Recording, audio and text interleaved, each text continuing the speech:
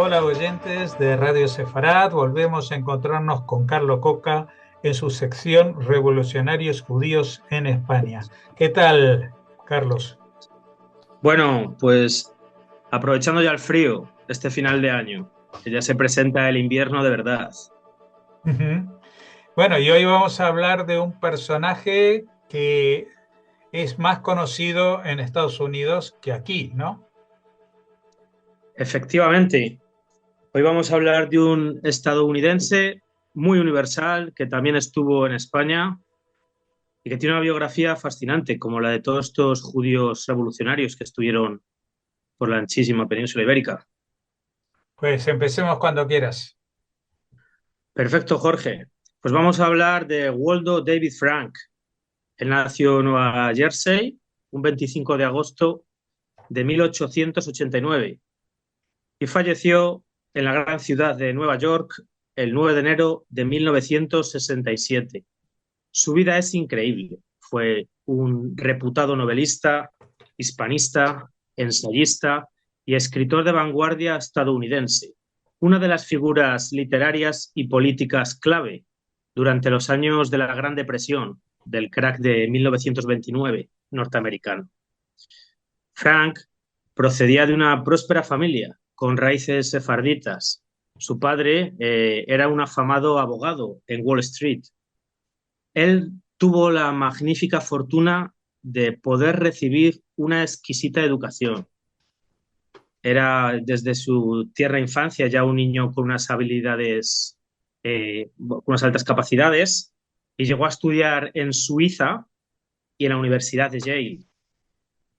Eh, Frank estuvo influido por Walt Whitman y las vanguardias europeas y norteamericanas de su época, y también por el novelista ruso Máximo Gorki, entre otros muchos. Supo cultivar a unas grandísimas amistades que le acompañarían durante toda su vida y que contribuirían a forjar su personalidad y su escritura. Pertenece así a una generación de jóvenes irrepetibles, de escritores norteamericanos periféricos o con residencia en los Estados Unidos, que eran de origen griego, armenio, ruso, sudamericanos o de ascendencia hebrea. Se le puede considerar plenamente vanguardista, un escritor de ruptura, marxista y que tuvo incluso un acercamiento a una óptica literaria desde los puntos de vista homosexuales, algo realmente innovador en la época. Es decir, era un adelantado a su época y un verdadero revolucionario de pro. Entre sus aspectos político, podemos decir que presidió el primer Congreso de Escritores Americanos en 1935, que estaba muy influido por las izquierdas. Él fue periodista profesional, Frank, trabajó en The New Yorker, en esa revista, o en The Menorah Journal, otra revista de los disidentes de izquierdas judíos en Nueva York. También estudió el misticismo y las religiones orientales, así como el judaísmo y especialmente los colectivos judíos de su época, los contemporáneos.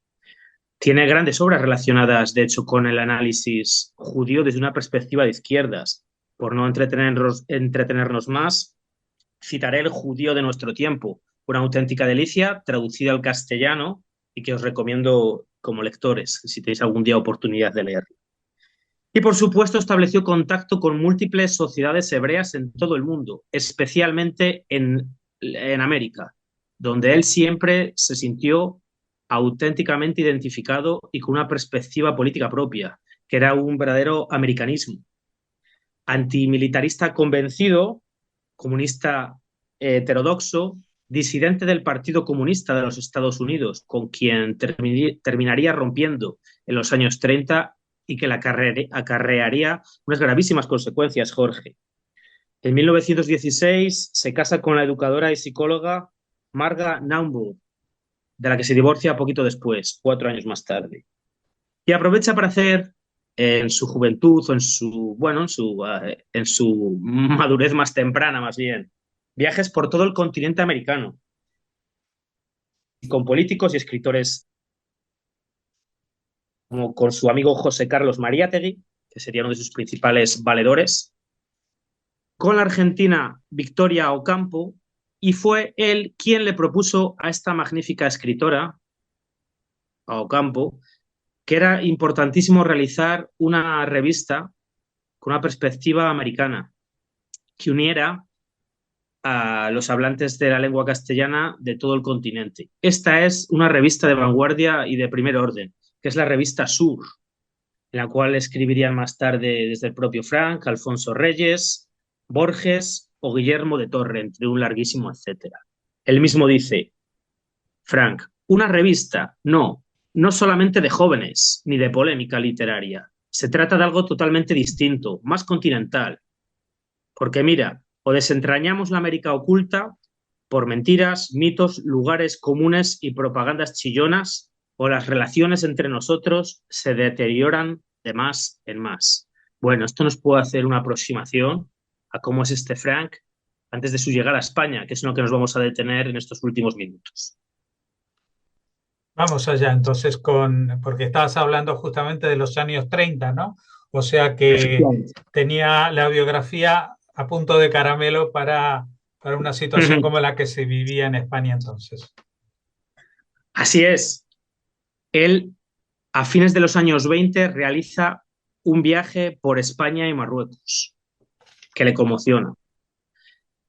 De esa experiencia viajera se publicará un libro, Virgin Spain, la traducción al castellano, el conocidísimo España Virgen, de Frank.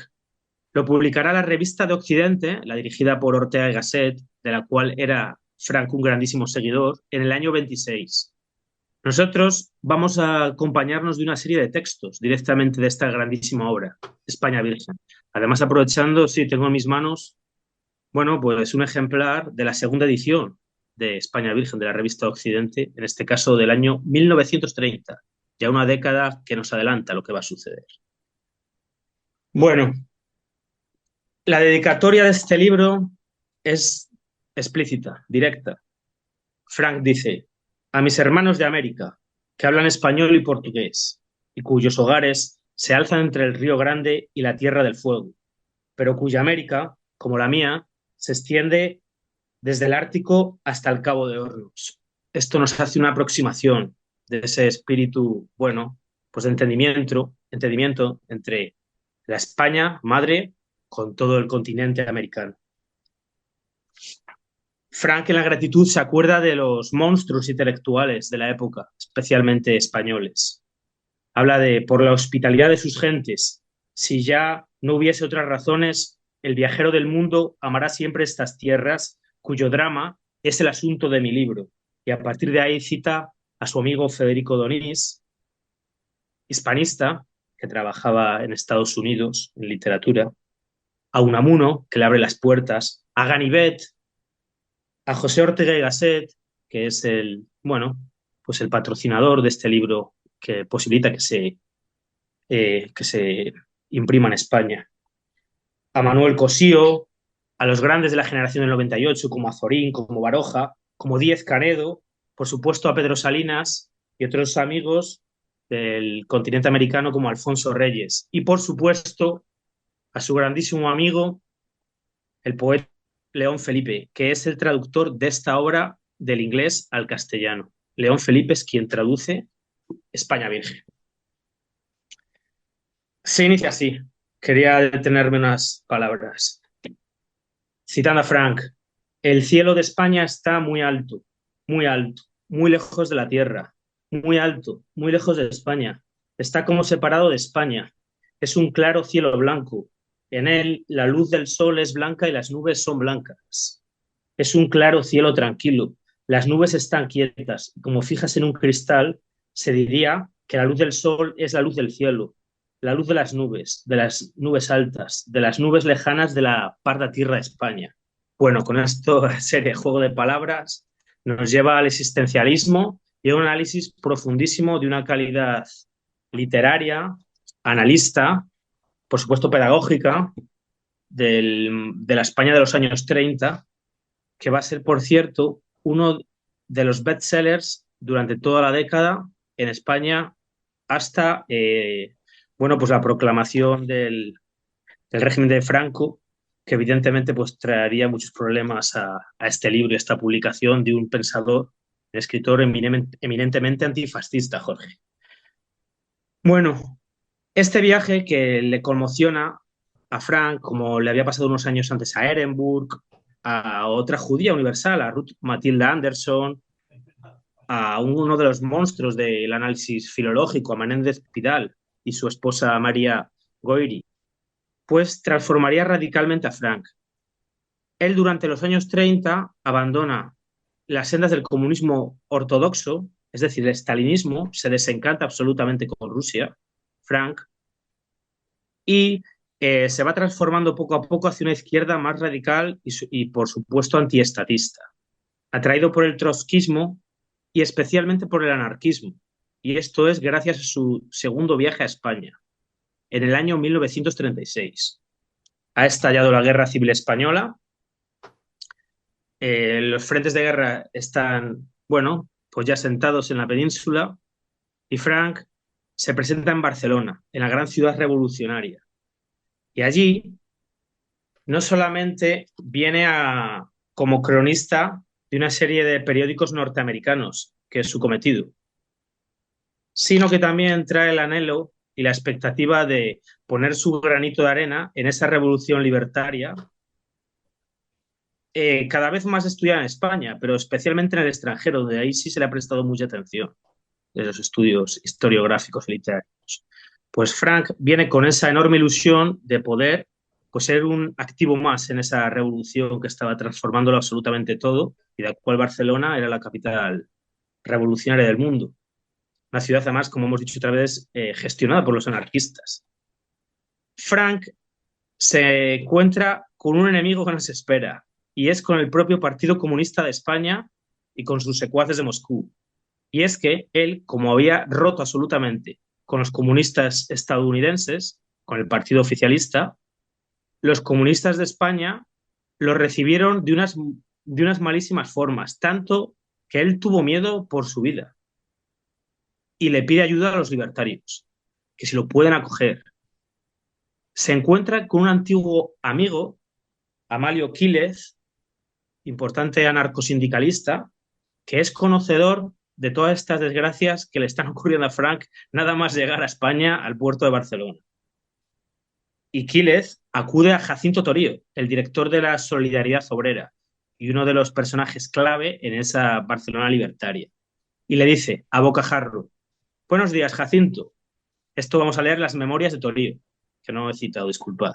Pues las memorias, Torío dice que su amigo Amalio Quílez le dice literalmente: buenos días, Jacinto. ¿Has leído Frente Rojo de hoy? Frente Rojo era el diario de los comunistas de Barcelona. Sí. ¿Has visto la arremetida contra Baldo Frank? Sí, Amalio, y no la entiendo. Conozco a Baldo Frank a través de España Virgen únicamente y creo que quien ha escrito ese libro no puede ser enemigo nuestro. ¿Qué sucede? Baldo Frank llegó anoche de París. Está hospedado en el Hotel Majestic, en la Rambla de Cataluña. Lógicamente, como tú dices, es amigo nuestro. Viene de ver de cerca nuestra guerra y escribir sobre ella para el Times de Nueva York. Pero leer esta mañana la bienvenida que le da Frente Rojo, el pánico se ha apoderado de él. Y así es. Frank teme de sus antiguos amigos, ahora adversarios, que son los comunistas más ortodoxos, y se aproxima a los libertarios, que en aquella época pues eran la hegemonía en Barcelona.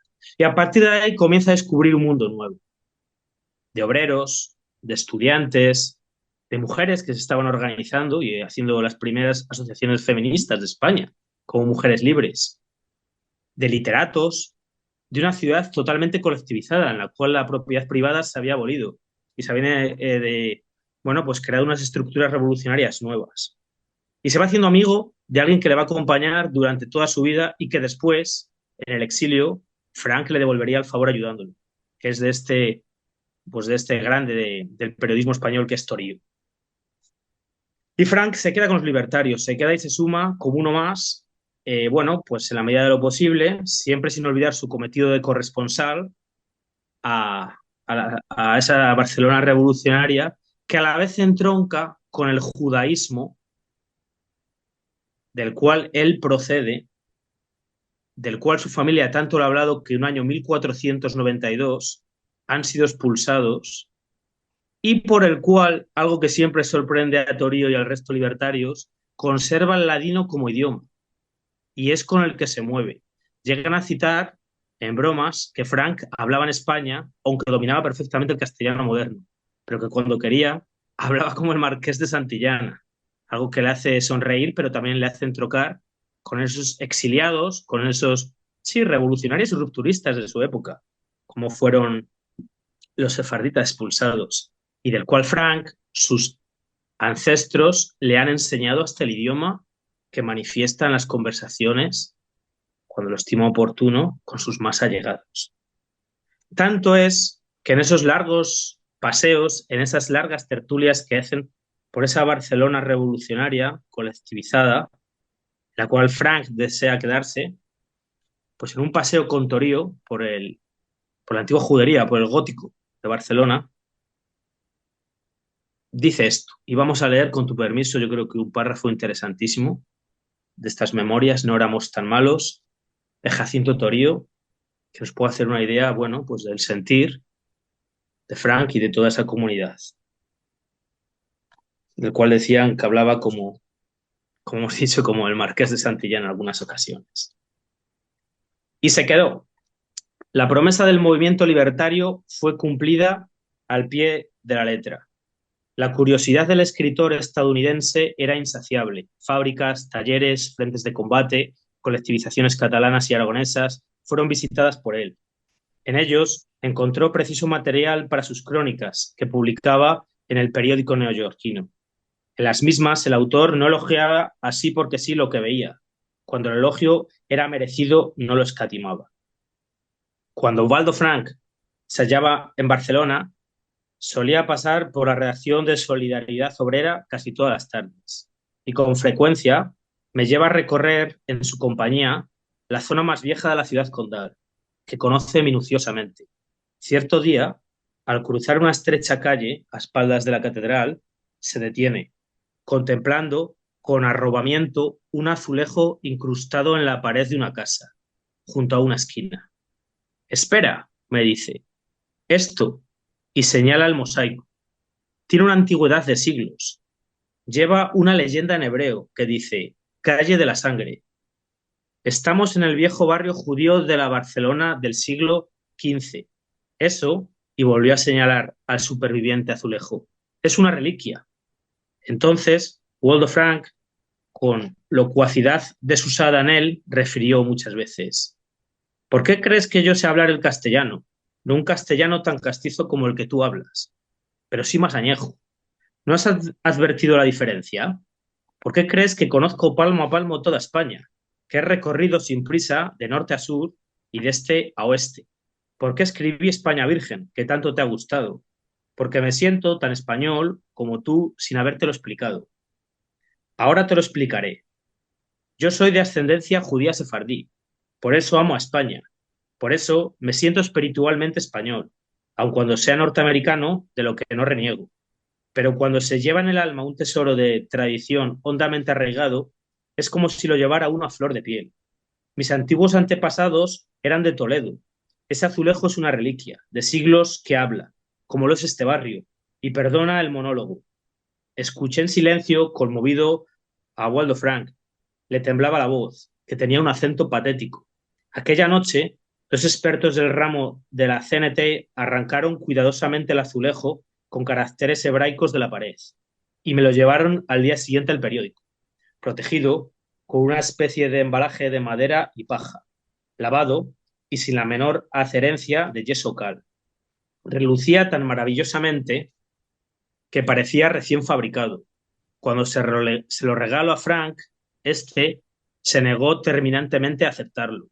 «No, no, de ninguna manera», exclama. «Es de Barcelona, pertenece a la historia de Barcelona». «Bueno», repliqué, «cuando el barrio sea declarado monumento histórico, nos lo devuelves y en paz. Mientras tanto, consérvalo tú, porque para el caso que se hace aquí de las reliquias, esta llevaba en la pared cientos de años y a nadie le llamó la atención. Cualquier día derriban la casa si no la echan abajo los aviones enemigos. Y el azulejo quedará reducido a polvo entre escombros. Cuídalo tú, que sientes devoción por las reliquias. Y fue este uno de los regalos que más le emocionaron en toda su vida. Bueno, con unas palabras situamos a Frank, emocionantes, aparte alguien experto en la cultura española, que regaló, bueno, pues este manual imprescindible, este ensayo, es España Virgen, en el cual tampoco nos vamos a detener más. Habla de un análisis certero de las diferentes regiones, de sus ciudades, de Salamanca, de Segovia, de los literatos antiguos, hace un análisis cervantino magnífico, por supuesto los judíos, los estudia. Me encantaría hablar largo y tendido de él, pero tenemos que ir al desenlace. Tenemos que ir al desenlace y es que la guerra termina ganada por los enemigos de Frank, por Franco. Evidentemente tiene que irse del país. Los últimos años se dedica a su trabajo de profesor universitario, así como a convertirse en uno de los principales hispanoamericanistas del siglo XX. Llega a separarse definitivamente del comunismo ortodoxo. Nunca olvidará a sus compañeros libertarios, a León Felipe, a Torío, a quien ayuda en el exilio. Tiene una breve emoción durante la Revolución Cubana en el año 59, que también es pasajera, al ver, bueno, pues el deambular en el cual se convierte la dictadura castrista. Y termina sus días en el año 67, 1967, para concluir así con uno de los escritores bandera y un referente en toda una generación de escritores periféricos y vanguardistas norteamericanos de ascendencia judía que, como uno de tantos, estuvieron en España y estuvieron a punto de cambiar el orden de valores de su época y nos dieron una lección cultural, social y en defensa de las libertades. Sin duda es un personaje llamativo, atractivo y que vale la pena conocer y acercarse. Y desde ya me voy a apuntar este libro que nos recomiendas, escrito por él en esos años 20, antes de la guerra, pero ilustrando lo que siente un sefardí 500 años después o 400 y pico años después, alguien que está evidentemente en una trayectoria muy diferente como intelectual estadounidense visitando ese país. Muchas gracias por habernos acercado a este personaje y esperamos volver a contar con otros descubrimientos como estos en el futuro. Muchas gracias, Carlos Coca. Muchas gracias, Jorge. Y pasad buenos días de Hanukkah, por si no nos vemos antes.